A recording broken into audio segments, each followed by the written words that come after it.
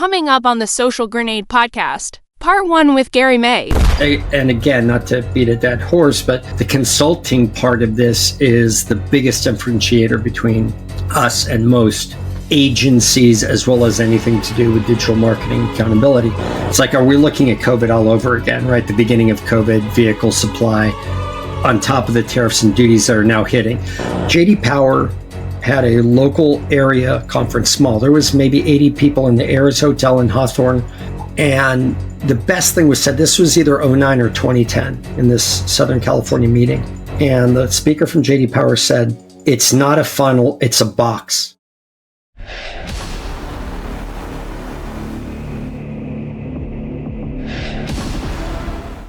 Hey, welcome to another episode of Social Grenade Podcast. And today, we have tracked down the elusive wild animal called Gary May. And I know that everyone feels like they know Gary. Everyone's feels like they know him. They see him everywhere. They do all of the things. We should all know what we do as an industry. We should all know what services we bring to the table, because maybe we have referrals, maybe we have dealer partners that need this help. Maybe, we offer something that nobody else offers, or we do it better, or we've done it longer, or we've had these results. And so those are the things that I think, that's not all we're going to talk about today, but those are some of the things that I want to kick off and get out of the way right off the bat is tell me about IMAX. First of all, how did we come up with this name? When starting the company in September of 2007, with at that point, a little over 7 years in the industry, and when I'd left the sales side and went to the vendor side, what were dealers struggling with? And the biggest answer was everything to do with digital. So it was an active decision at that point to assist dealers. A matter of fact, my last pre-exit, one of the less in-depth conversations I had with my the person I previously reported to, one of the founders of a company, said, hey, if you weren't with us, what would you be doing? And sure enough, a couple months later, he gave me that opportunity. His mistake, nice. But it's okay. So thinking about it, it was, dealers are really struggling too bad with everything digital. So that was the kickoff point. So what is the IMACS or IM at CS? Gotcha. Where did that name come from? What my goal was with the company name was to attempt to envelop what we were starting with, at least digital marketing services with a consulting tone. Now, consulting since then has become very nebulous, at least in our vertical, at least in the automotive industry. For sure. To do marketing and not be accountable, measurable, and consultative on it, to me, in my less than perfect opinion, it allows for a lot of lack or a lot of miss. And that's what we end up, if you could put your finger on reputation, is we clean up a lot of garbage. We're janitors. So in that vein, it became interactive marketing and consulting services. However, that's a mouthful.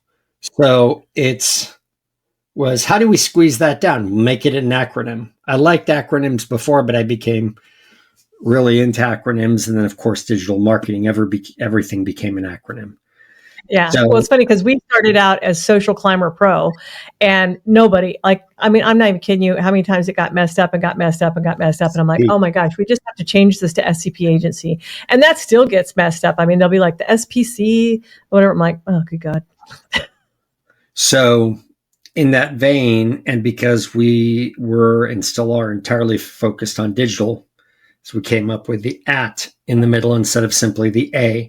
When spelled out, we do use the A for short. However, as a company logo, as a business card, it's the at sign. So it's not pronounced at, it's pronounced with the A. So IMAX, the website's IMAX Web. Interestingly, when starting the company, Apple, which is still relatively digitally, they're digitally versed, but the focus of that company forever and still is realistically, if you can look at all the way at the core, they don't want to do digital. They are last of the big IT or tech companies, or not IT, tech companies that got into digital.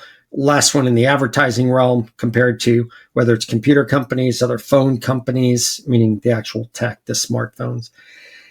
They've refused to do that. And the IMAX, because that's their product, the domain was available, but I figured this small startup in Cupertino, California might have sued me. Should have actually bought the domain. Yeah.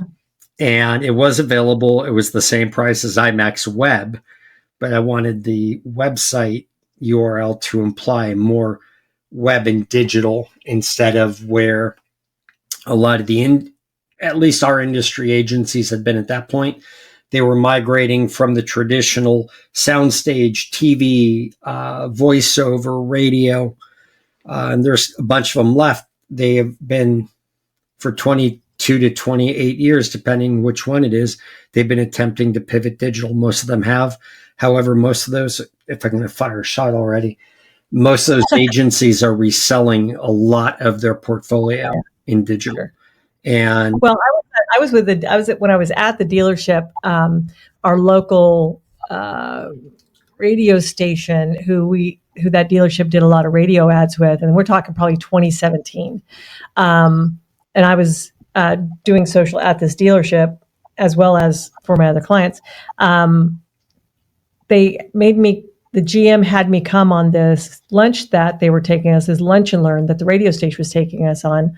And it was them pitching social media and Facebook ads and all of this stuff right here. And the guy that's pitching us, I'm not even shitting you if I tell you he was 70 years old. And I'm like, so digital native. Okay. I finally kept asking enough questions till I finally got to the bottom of it, that they were white labeling a company out of Texas. Yeah. And I was like, so because I kept asking them questions and they didn't have the answer. I'm like, who's doing this for you? Like, who is the actual person? Because I know that you guys don't know anything about social. I can tell you by the questions that I've asked that you haven't answered. And so you're right. A lot of them, even to this day, are still white labeling it. Oh, yeah. So, and if you look at any agency broadly that was in business before 2000, that's the case, especially if they're a larger known ad agency. They heavily resell. One, two, for most of them, they outsourced those components. So somebody else was doing it where they weren't necessarily reselling it, but they weren't controlling it. So if you were the client, you call your rep and have a question, and then it's a game of telephone. And now there's marketing companies and even website companies in automotive that do that. Your performance manager is not technically versed. So you've got a technical question. Somebody else is not on the call. Like, oh, we'll open a ticket. We'll get back to you. No, answer the stinking question, fix it if it's a problem. You shouldn't have to get 5 or 8 or 10 other people involved to even understand what the issue is. So Epic BDC is a proud sponsor of the Social Grenade podcast. Tune in. That the inception was looking at those larger agencies attempting to shift digitally and knowing dealers were struggling. Heck, the OEMs were struggling at the end of the 90s to really go digital. Lexus, General Motors were two of the first with large programs pushing websites onto dealers. And the questions weren't being asked. I started building relationships with dealers over 25 years ago.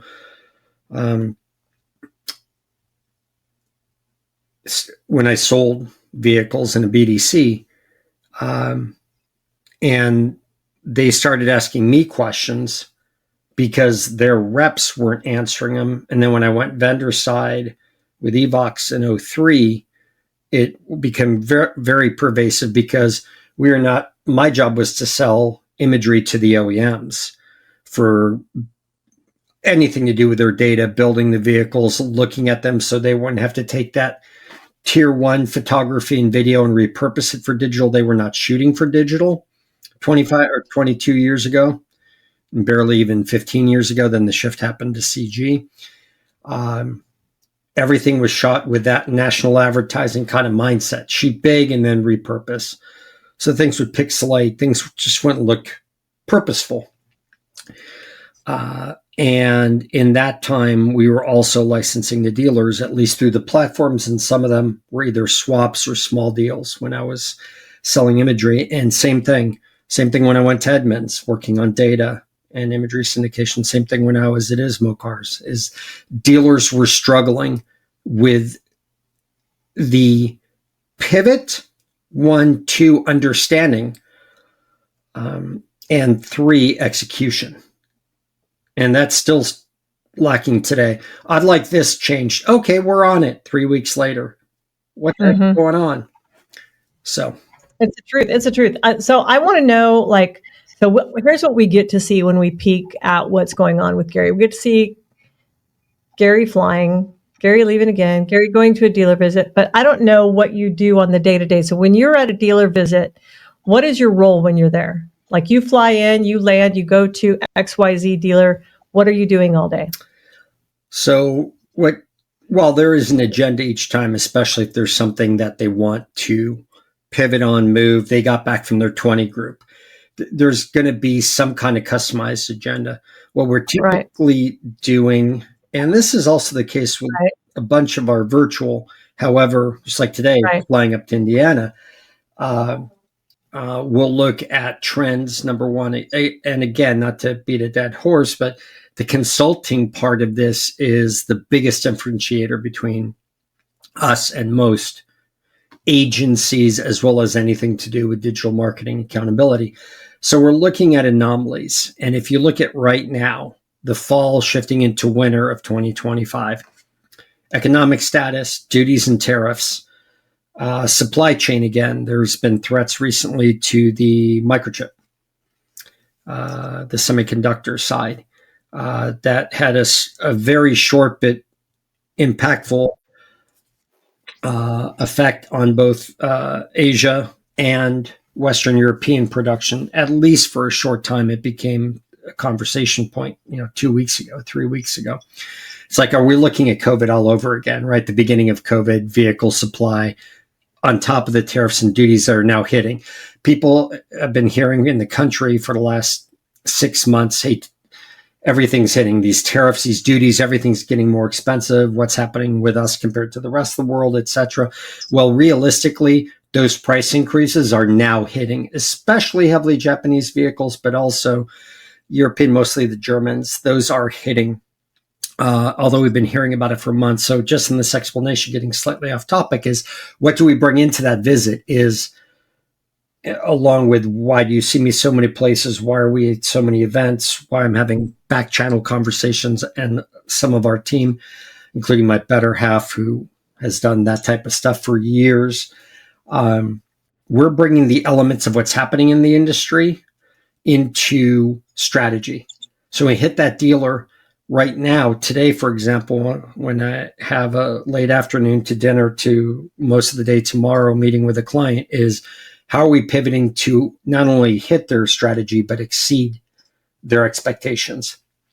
Right now, we've got new vehicles getting more expensive, although most of the manufacturers' captive finance arms are attempting to pivot around that and adjust. The biggest move last month was the removal of the federal tax break for the EVs. Right. And so two of the domestics said, hey, we'll try to keep this going ourselves. And then boom, within 10 days, those special leases on EVs were gone. They couldn't sustain those kind of losses on top of the vehicle profit or loss. So you look at that, what's happening economically, what's happening logistically, how are consumers shopping? How does any digital marketing agency, vendor, website company have a meeting, an accountability, a monthly performance review with any dealer without looking at the trends in their area? It's available for free. Just go to Google Trends. It's like, well, your organic's up 5%. Look at the great job we're doing. Well, organic intent for your brand in your area is actually up 20. Why are you underperforming? Right.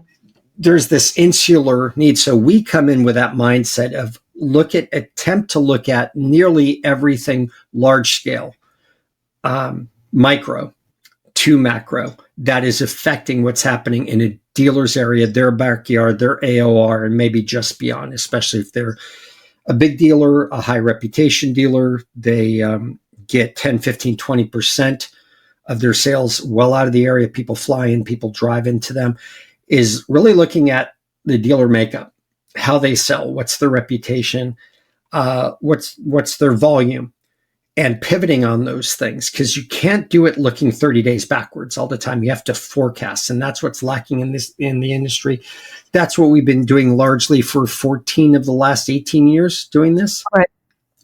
And so when we land and we grab that door, and the dealer, the GM, the marketing director, they're all smiling, running to the door. What are we covering? Even though there's an agenda, getting a little overzealous. That's what we hit on, is what's going to move metal next week, the following month. What's going to move more metal 3, 6, 9 months from now? That's what's missing. It's like, do you feel like most of the dealers right now, like the only thing that they're getting, if they're not working with a consultant, is like feedback at a 20 group, like this is what we're doing and this is what's working. Then they come back and they may be a Missouri store and someone in their 20 group it's slaying is in a Texas store. And now they're going to come back and try to apply that same philosophy, mentality, process in a Missouri store that may not have any of the trends that are going on in Texas. Not just the trends, as just shared, the style of selling, how the customers want to interact with that store. A lot of things can be done. Matter of fact, again, I'll throw some darts. A bunch of these intermediaries, The I'm a Car Chick podcast is a proud sponsor of the Social Grenade podcast. Listen now. Lovingly call them intermediaries, the middlemen and women that absolutely disrupt our industry by taking profit and going from dealer to dealer and copying those things that are successful. There's a lot more merit. If you're looking at vanity metrics or vanity KPIs only, then yes, it's a spaghetti shoot. What sticks, right? It's a moonshot. What works at this Texas dealer might, executed correctly, work at that Missouri dealer. However, on the surface, if you simply do it for the surface data and don't know what makes it up and how things have to pivot, every single piece that needs to pivot, down to how they talk in the store, maybe. That is the bigger picture. And quite simply, that's what's lacking in the industry, besides barfing out regurgitation of semi-correct to patently incorrect data. I was recently at a new type of conference, and someone notably made a completely patently incorrect statement from stage.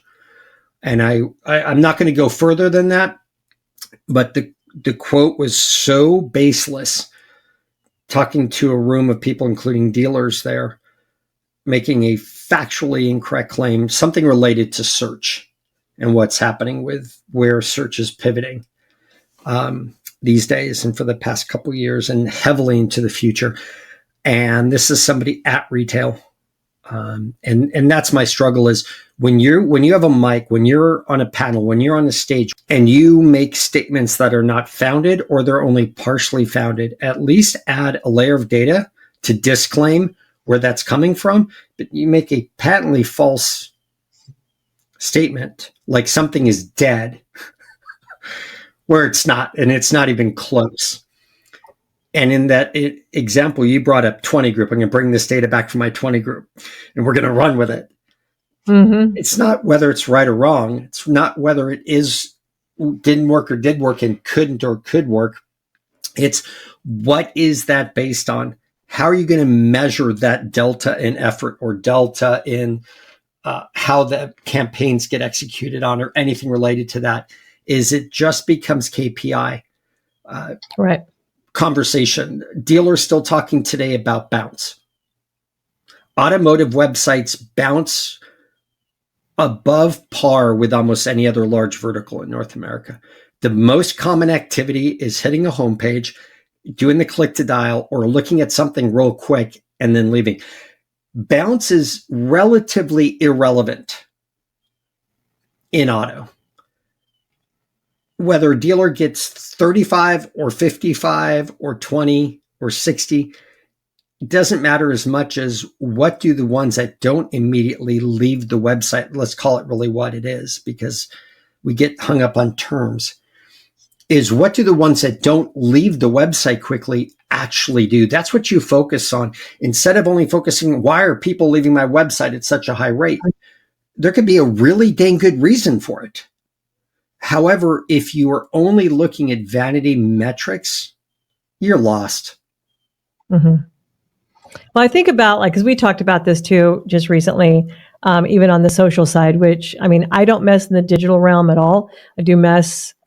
I excel in the social realm 100%. And one of the reasons why I always tell the story about the first digital dealer that I ever went to, there was probably only 3 sessions that had anything to do with social media. And I think I want to say it was 2015. And there was only 3 sessions out there that had anything to do with social, and there was hardly anybody in those rooms.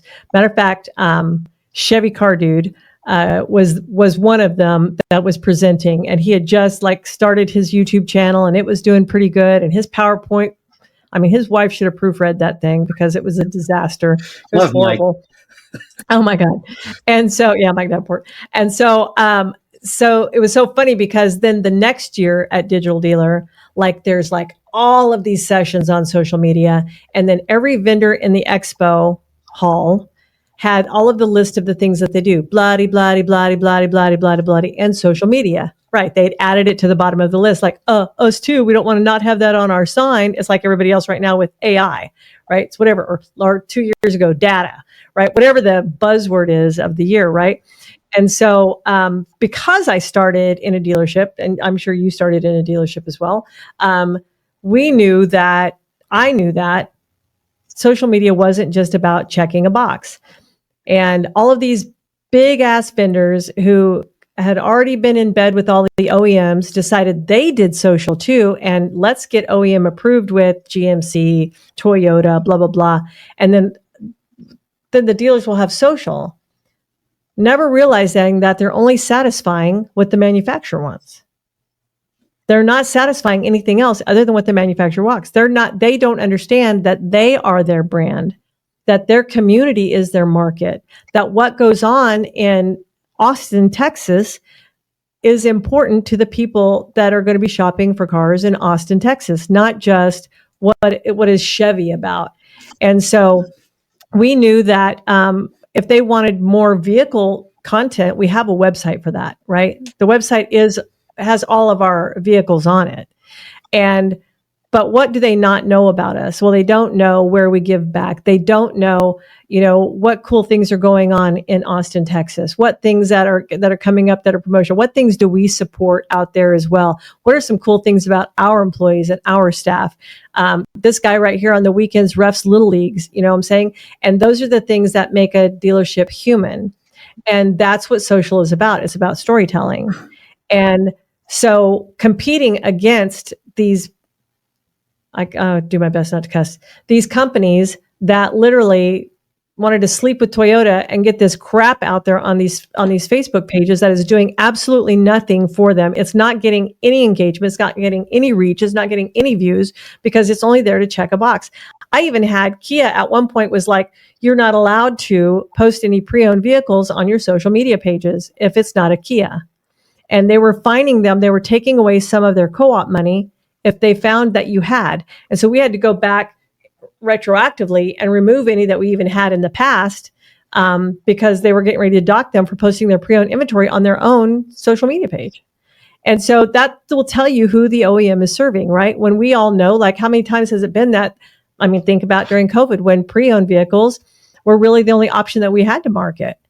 And so if we talk about how people are doing this wrong or how people are doing this right, there's a lot of bad players out there in the game that are serving their own needs and not serving the dealers. And so I think on that consultative, I hope that that's how it says, space right there is really that one-on-one, hey, you and I are partners because I'm looking out for you, the things that you don't have the time to watch, the things that you don't know how to see what's going on in Austin, Texas, or in the market or globally or with tariffs. I'm watching these things for you, and they have that Right. trust level with you to know. I'll check with Gary because I know Gary's keeping an eye on it. There's a few pieces in what you just said, all being accurate. I hope they were all accurate, but go ahead. They're all accurate, some of them more than not. Okay, gotcha. There's more of a potency or more of an immediate need around them. Where we fail in automotive on a marketing side, where we typically fail in automotive overall is Epic BDC is a proud sponsor of the Social Grenade podcast. Tune in. human capital management, or management's not the right word, although there's a lot of managers in automotive retail, is the correct education and utilization of human capital within the dealerships. Because at the end of the day, the transactions happen there with a few exceptions. So if you look at where the brain power, the mind power, the thinking and execution of it is, people generally say, and even though it's accurate, there's this interesting dichotomy to it. Dealers don't want to measure things digital. Okay, I get it. I've had a saying for years, if a dealer's looking at their real estate dealership and holdings type of portfolio, stock, cash, their home portfolio, and a digital marketing portfolio, they know those first two. They're not looking at the last one, with a few exceptions. There are some really good digital operating dealers out there. And sure, take it down a level to GMs. GMs should be more accountable to it than anything. General managers, not sorry. If you look at those two portfolios, plus the brokers and whoever else they interact with regularly, they're money managers, they're investment people, they're portfolio people.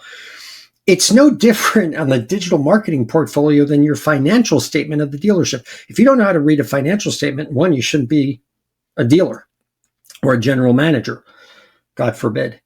If you can't read a financial statement in the form of a digital marketing report, analytics, dashboards, etc., and I don't want to use the term dashboard broadly because dashboards can show you anything that vendor wants to, but Right, that's exactly right. Proper data, it's the same.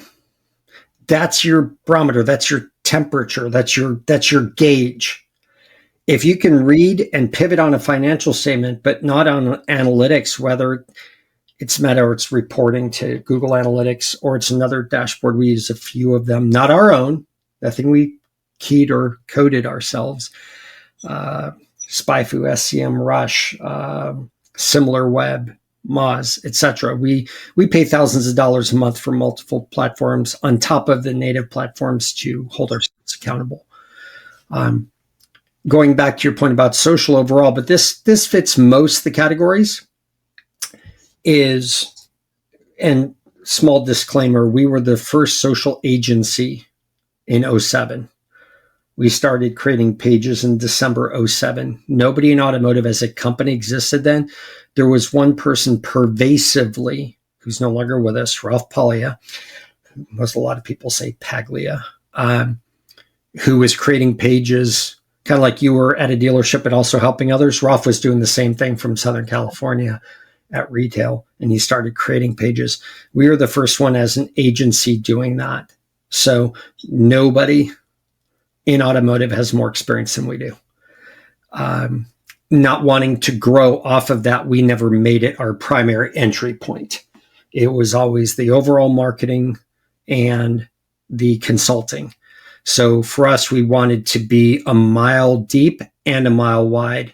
I'm not casting a net or a web over everybody, but most in the space, except for those who have generally speaking, a single focus like yourself, and that's what you focus on.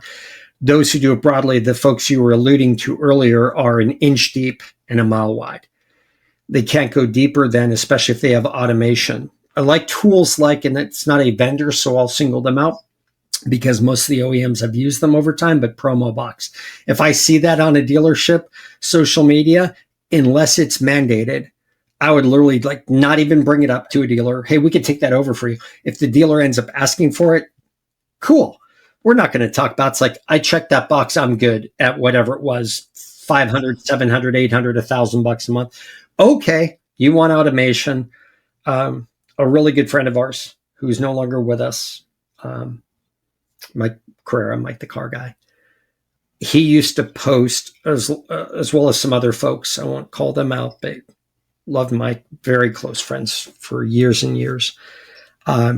He would post, because he used to be at a Ford dealership, he would post like screenshots of 20 Ford dealers all doing the same post within 2 minutes because it was automated, and say, hey, does anybody want to comment on this? And just leave it up there for a bunch of us Right. Automotive to just bang, bang, bang, bang, and laugh. And not only that, they have the same content going on every channel on Yes. the same day. Yes, it was I'm like, automated. why would people follow you on Instagram if you're putting the same content on Facebook?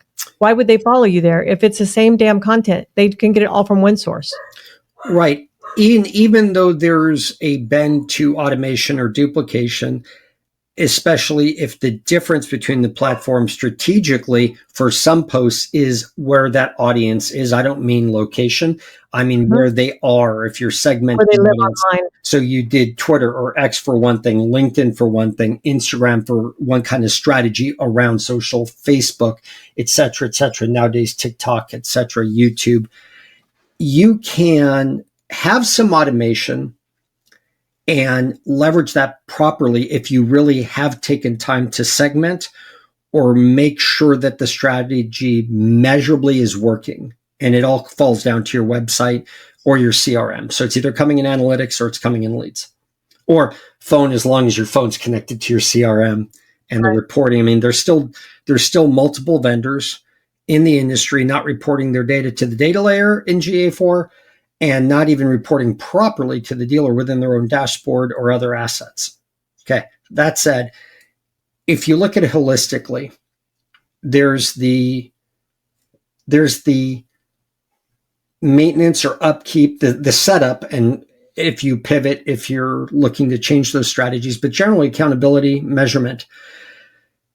If you look at how most dealers, at least, other verticals are better that I've been around a lot of time, real estate, hospitality, travel, like you and your partner do, and me and my better half do. We're looking at where we want to go. We say things out loud. Our phones have all the apps on them, so it starts feeding us ads, and the ads are relevant. So one, I'll say this broadly, and we can, if you have a different opinion because you're a social agency, that's absolutely fantastic. We can talk about it. Quick boosting. You're not talking with anybody else besides your already warm audience. Mm-hmm. But it's crack. It looks really good. It feels really good. And then it's gone. And mostly the money's gone. You're not targeting new audiences with that. Stop doing that. It's like, well, I've got these great carousel ads and I'm showing my best inventory and I've got 10,000 people on my page. Okay, so when you look at standard even paid exposure, unless people are actually interacting, not the like, a share, a comment, the stuff that actually registers on the social media Richter scale. If you're not getting your audience to do that, those types of activities, as well as interact, leads, phone calls, store visits, etc. Mm-hmm. If that doesn't happen and you're talking with at most 20% of your audience at any time. The I'm a Car Chick podcast is a proud sponsor of the Social Grenade podcast. Listen now. You're falling flat on your face. Correct. Get strategic, create audiences, create like audiences, and go after folks. And this is not about what part of the funnel they're in. Quit talking about that unless you're a data scientist. Quit talking about it. I want high funnel, mid funnel, low funnel. What does that mean? There's these, and people could explain it fundamentally. One of the best things I ever heard when I still lived in Southern Cal, a couple of years after I started doing this, JD Power had a local area conference, small. There was maybe 80 people in the Ayers Hotel in Hawthorne, California, very, very close to LAX. And it was a 2-hour, 3-hour lunch meeting. Got invited, and the speaker, who I can't remember, admittedly, the speaker put up data, because this is the folks who actually survey customers relatively back then, right after. Sometimes mail was a little slow, or they didn't have enough of those crisp $1 bills to pay people to answer the JDP mailed survey. And the best thing was said, this was either 09 or 2010 in this Southern California meeting. And the speaker from JD Power said, it's not a funnel, it's a box. There are people adding vehicles into their consideration set within 24 hours of purchase, more than they're excluding. They're talking with their neighbors, their colleagues, they're driving by a car. They swear they wanted this car, but they just drove by the 10th car, this one that they've seen in a week. Like, yeah, I'm going to go look at it. So instead of this, my arms aren't that flexible this morning, I guess. It's this. Quit looking at what is a talking point and start actually, one, looking at the data. Not just cost per VDP, even though you only have your analytics. Start looking at more pervasive data. Two, and this is what's really missing in automotive, sit down with your customer and ask them. Just before coming in, not the conversation with us, were you excluding more and more vehicles? Were you adding? What other vehicles were you serious about buying? Start taking that, mapping it into your digital marketing strategy. Mm-hmm. If you're not talking with your customers, and sorry, salespeople, management and specifically executive managers, even though they still won't put it into CRM, they're going to take notes and they're going to talk with their vendors, hopefully, if not their consultant. And hey, 7 out of 10 customers I sat down with during their transactions this week told me this. We need to pivot this on our website. We need to change our marketing this way. You keep asking your vendors what's working, or your example, Robin, coming from a 20 group from somebody 1,000 miles away in a different acting area or market. Can't stand that term. Are you in the market still? Yes, I'm between the cucumbers and red peppers. What do you want? Exactly. Frick. The people that understand market are the people who invest and people who've been talking with dealers for 30 years as customers. Nobody else says that. I'm interested, I'm looking, I'm shopping for, I want to buy. Nobody says I'm in the market for, except people who've had it beat over their head. Stop using that term, automotive industry. Gosh. Anyway, they're looking at that data instead of looking at what's actually happening in their showroom. So the dealers, for years, have listened to us advise that. We call it a CAB, Customer Advisory Board. Hail a cab is our expression. Or 3-4 times a year, get hot dog, soda, popcorn, and a jump house on a Saturday or Sunday and host people for 3 hours for about $500 or $600. It'll be amazing what they tell you. Right. Your highest grossing, look at your DMS, look at your CRM, and just go, give me 40, 50 people in the door that just love us, come back for every RO, don't go to aftermarket service, have lease the last 15 vehicles, and have them tell us, and our investment is pennies, our ROI is massive. Right. Yeah. No, they're going to ask vendors or the intermediaries who want their own purposes. More profit per dealer rooftop, not more profit per car. Let's face it, vendors 95% of them don't care about profit per car. They can brag on it and say, look what we sold you, trying to do attribution. Yeah. But let's face it, they're looking at the wrong data. True. If you're not talking with your customers and applying that kind of strategy, you're missing. So going back to that social paradigm is they're talking about offers with people who bought in the last 12 months who are less interested. Maybe they have a referral. That's all cool. That's the argument for it. Just like branding, advertising. Oh, somebody will find it. Great. The number one term, every monthly performance review from every vendor in automotive, especially website, your number one term is your name. No crap. No shit. So when you look at audiences, when you look at website traffic resulting from paid ads done right with correct UTM codes, it blows me away how many folks are just not properly tagging. They're still tagging for UA, for the old Universal Right. Analytics. They're not tagging for GA4. Do you have to? Can you change pivot from default to source medium to make it look like old UA? Sure. Why? Default means default.